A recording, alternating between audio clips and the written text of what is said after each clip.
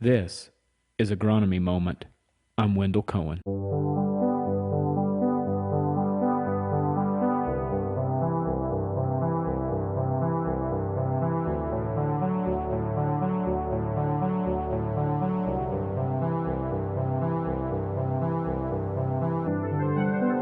All right, everybody, welcome to Agronomy Moment. As usual, it's unscripted. I don't know what's going to come out of my mouth, nor anyone here. I do want to welcome a new agronomist here to our table. Scott Dickey, you've been with us for a few years and you went on to take another role as regional agronomy manager. I think I said that correctly. That's correct. And now I do want you to introduce, and then Celena is our new agronomist here, but tell me a little bit of the area, Celena, that you cover and what area you've been taking over. Yep. So I'll cover what Scott covered. So Western Missouri, Southwest Missouri, and Eastern Kansas. So that's the territory that I'll be over, um, helping those guys out. Very good. So, and then so you'll be in Southwest Missouri, like you said, and are you going into Kansas too? You probably said Yep, that. Eastern Kansas. Yep. So hopefully, Southwest Missouri will share a little time with you coming down here next summer, Absolutely. more than what Scott on his way to Nebraska, Yeah. coming from Nebraska or in Nebraska. But we'll continue on with our thoughts here. The main thing here, today's topic kind of inspired me is what I was thinking about is wintertime and fall and what we're doing to prepare for 23. There's nothing needs to be said about 22. I'm ready to slam the door on that season really hard. I think that does bring up kind of a Okay. key point, though, is you hear a lot of folks talking about things they observed or had happen on their farm in 22. And Yep. I think we got to remember all those things that we saw, but I don't know that hopefully we make too many big decisions based Okay. off of what we saw in 22 because of, in a lot of cases, it was a number one, number two drought for most people. And yeah, take the little tidbits of learning we Yep. can from what to do in those types of situations, but hopefully we're not planning for 22 type conditions when we Sure. make our decisions for the future. So we want to focus on things that we can impact in the future and things that we do know, because the things that we don't know, sometimes we can actually go directions we don't want You'll to. end up limiting yourself more than Yes. had you just planned Yes. for a normal-ish year, Yeah. whatever normal is anymore. Gotcha. So one of the questions I guess I'm coming to and I'm wanting to introduce here is things that we can do, things we do know. And one of those things maybe we don't know as much as we should, but I think we should talk about a little bit is relationship of soybeans as it relates to soybean cyst nematodes. And what do you do? Should we test? Is it something we should test for at times or? I'll let Selena have her 2 points here in a second, but for me, observations I've had in the past is soybean cyst nematode is highly variable with any given field. And especially in Southwest Missouri, we run into situations with very, very high egg counts. And then right next to that, a few feet away, you might have zero. So I think if you're sampling, it's a great thing, but don't make total decisions based off of one sampling. If you get a Okay. sample a set that comes back as no eggs or very low counts, don't assume that that is the rule for the whole field. Sure. Because, for example, in Southwest Missouri near Lamar, once I sampled, we had over 100,000 eggs, and went back, resampled the exact same spot, and we had about half of that when I resampled. And had we been in just a slightly different location, we might have been in a situation where the counts were very low. Yes. But we do know from the one sampling that it was very, very high. Does that mean the whole field was very, very high? No, but Yes. that's just the nature of the beast. And I think one way to kind of try to determine if you have a field that is not acting right through the whole field, you have spots that don't seem right compared to the rest of the field, those Okay. might be targeted spots to look for. So help me out understand though, and maybe Selena, may have a thought on this.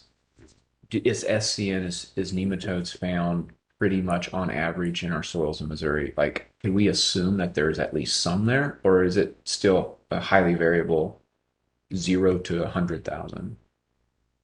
Yeah, I think to Scott's point is that they're here, but to the level it's going to be variable, in the soils around. So echoing his point, that I think it's here, they're here, Yep. but in certain spots of the field it's worse or not as bad, or don't make whole decisions just based on this particular area of the field or that particular area of the field. But just know Yep. that, have some awareness that we are dealing with it, and that, it can become a problem.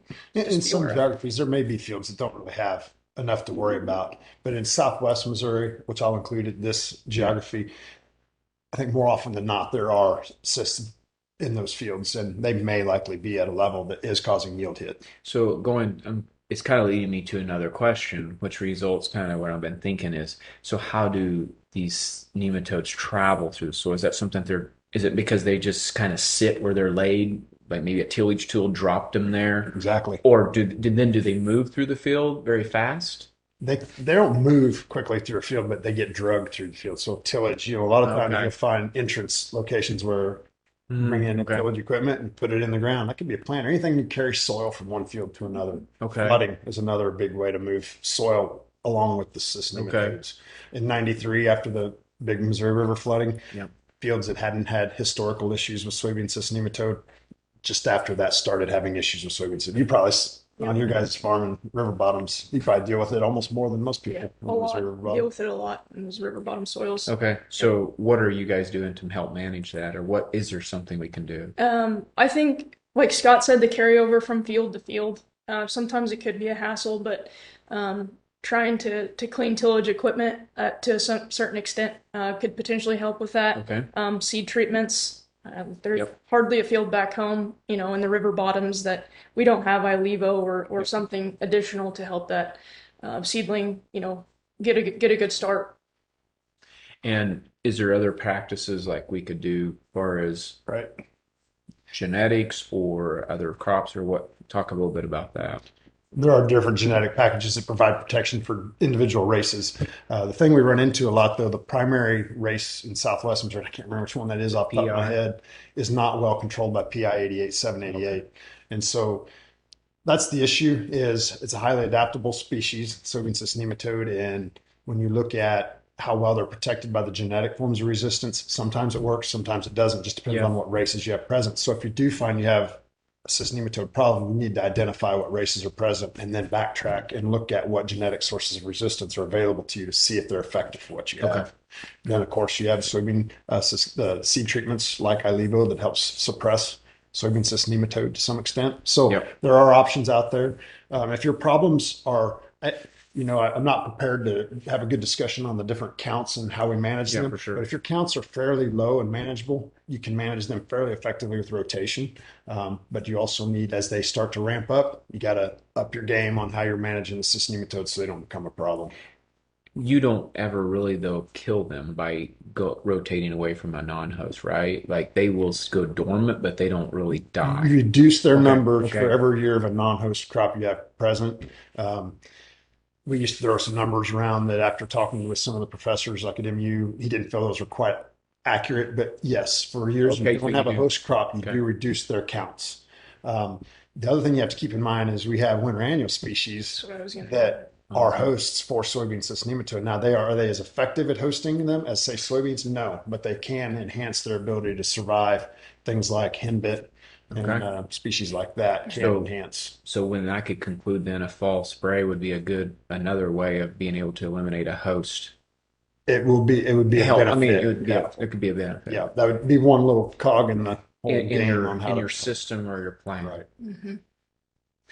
Okay, I'm going to move on to something else. We're talking about soil sampling. Um, what we're starting to see that samples are coming in. Guys are doing some sampling and trying to make sense of what we're seeing in their soil samples. Tell me what's some priorities that you would focus on, maybe Celena, on soil sampling. You got your sample back. Now you're going to look at it. What are some of the first things you like to look at? Soil pH would be the first one that I would say is the most important. Having the um, more of a neutral soil helps with the release of nutrients and cations and anions in the soil to help those nutrients become soil available and help the plant absorb those. So that would be the first thing, pH that I would look at, and then obviously P and K, seeing where those levels are at, addressing those, and especially for the different crop types, like we talked about, the corn is going to be higher phosphorus, and soybean is going to be higher need for potassium. Okay. So like your P and K and your pH would be some of your macro things to pay attention to the most. Now, you mentioned cations and ions, and also you can talk about CECs and different things, but help me out. Is it really a benefit to sit there and dive into that on oneself, or do you about need software to really give you an analysis? I mean, the test you get back is going to have your, Yes. your analysis on it. Obviously, the internet is a really great tool to have. So diving into some of those explanations on CDCs and things like that is beneficial to know what your soils are capable of and what they can do. So it is important to Sure. have some sort of an idea of that. Yeah, so you can have a good discussion with your suppliers and make sure you're Mhm. Yep. getting the Correct. appropriate recommendations for your fields and to maximize your performance goals that you have for those acres. Sure. Is there things in that soil test though that maybe not as important towards that we talk about a lot, but that you would say in recent years we're starting to pay more attention to that we have not maybe in the past? What would be some of those if there are?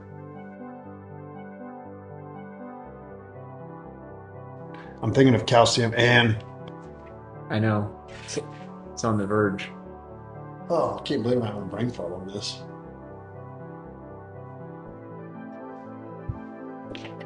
Base Base saturation. saturation. God, not I had to coming. think of John Skinner. Then okay. Okay. Hopefully, you're not using this part. I am going to No, use you're this not. one. Absolutely. No. It's all part of it.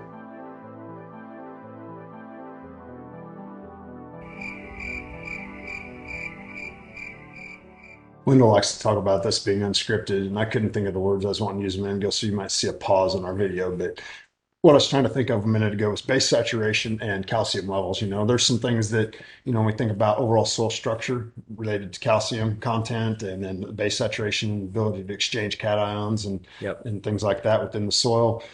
There's some things that, I think on a local basis, if you have a resource available to you to work with to help you make the best decisions for your farms, things you need to consider when you're making these soil samples. Yep.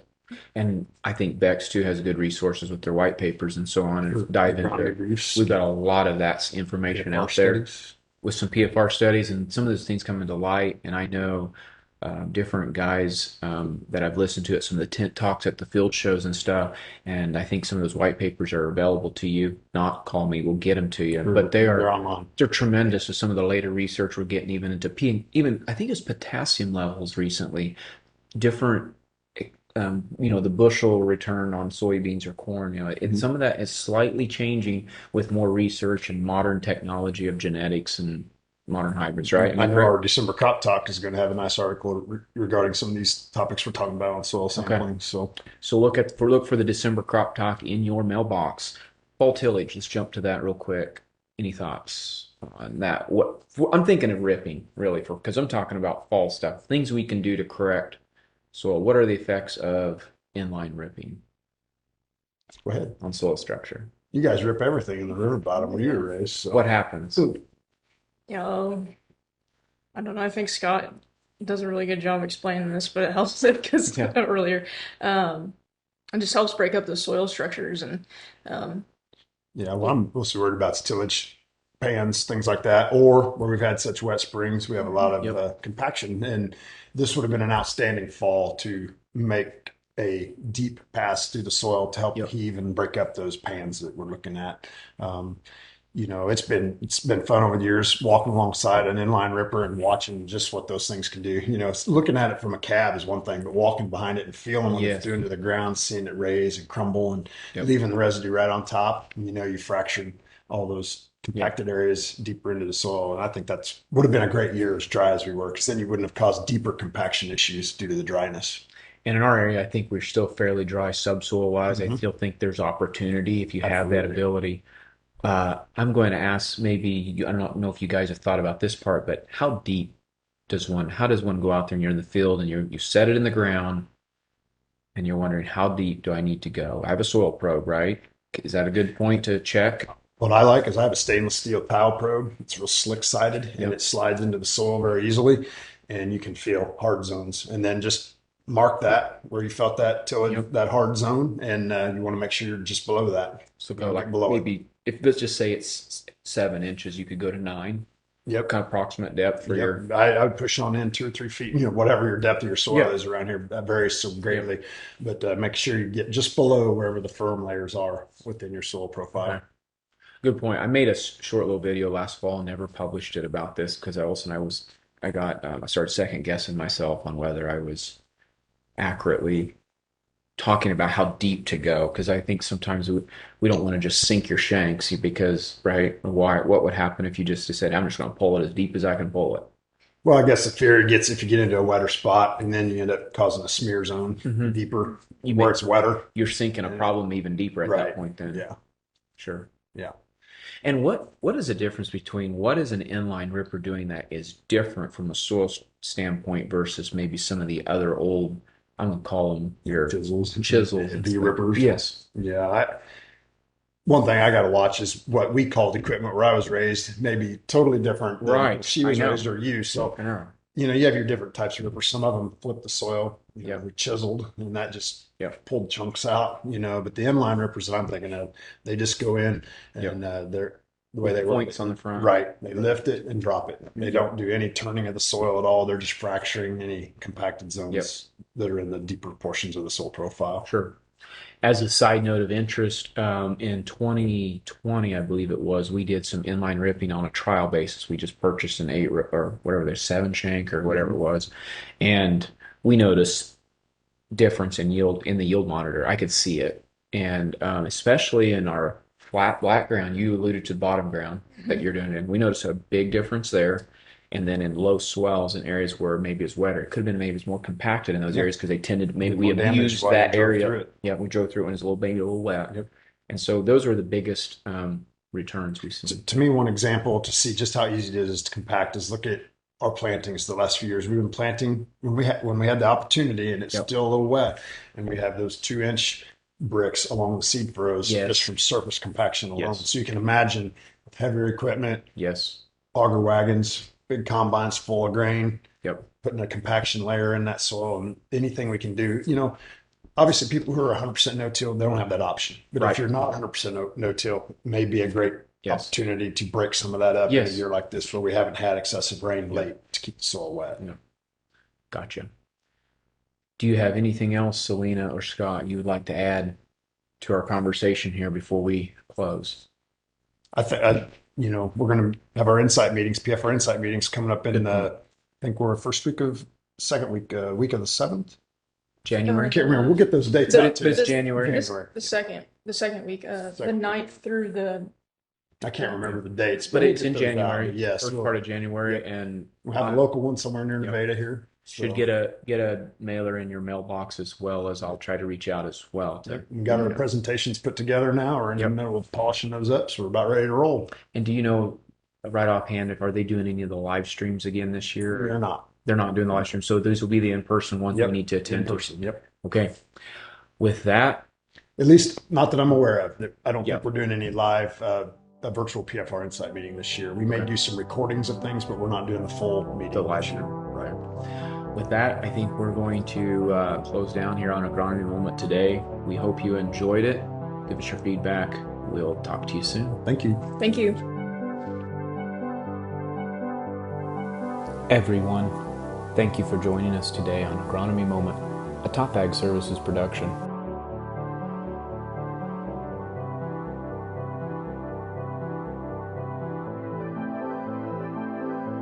If you want alerts on what we are finding in the field, go to topagservices.com/signups to receive alerts, or subscribe to our YouTube channel. It is our goal to bring you the most recent and advanced information possible. If you have any questions or feedback, feel free to reach out to us anytime. We also ask you that you give us a like and follow our channel wherever you listen to your podcasts or watch these videos. This ultimately helps us reach more people like you.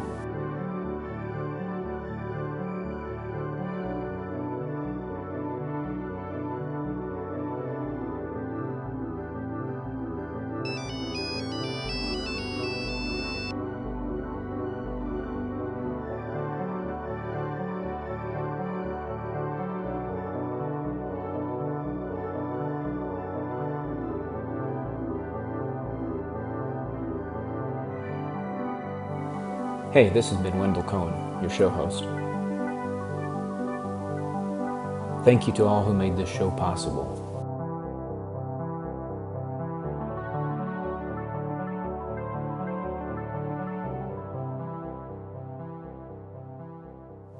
This show is over. See ya.